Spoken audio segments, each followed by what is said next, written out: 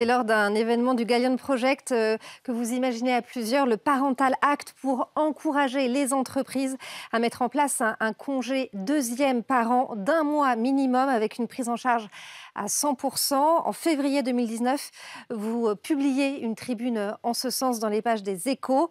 377 entreprises signent le Parental Act, dont toi, Fred, pour Blablacar.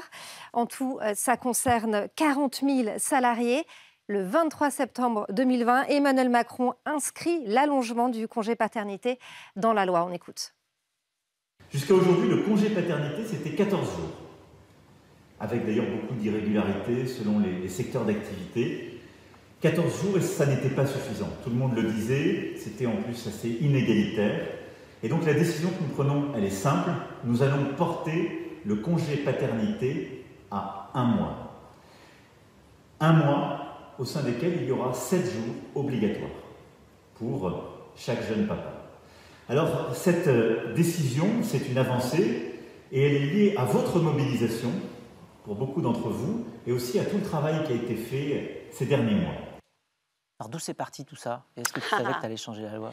Non, évidemment pas du tout. C'est parti d'une vraie colère, puisqu'effectivement, quand j'ai donné naissance à mon fils, malheureusement, mon compagnon a dû assez vite retourner bosser. Et donc, je me suis retrouvée toute seule à la maison. J'avais eu une césarienne, donc je n'arrivais pas à me mettre debout.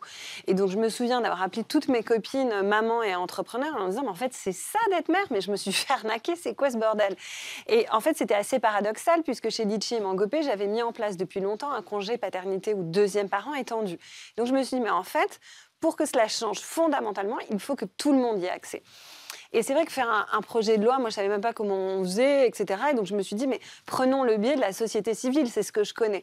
Et puis, comme tu le sais, j'ai invité avec à mes côtés Thibaut et Isabelle à construire cette idée du Parental Act et se dire, on fait une tribune, on la publie dans les Échos, on propose à des entrepreneurs et entrepreneuses de la signer, et puis on verra bien ce que ça fait. Et tu as fait partie de ceux qui tout de suite nous ont dit oui.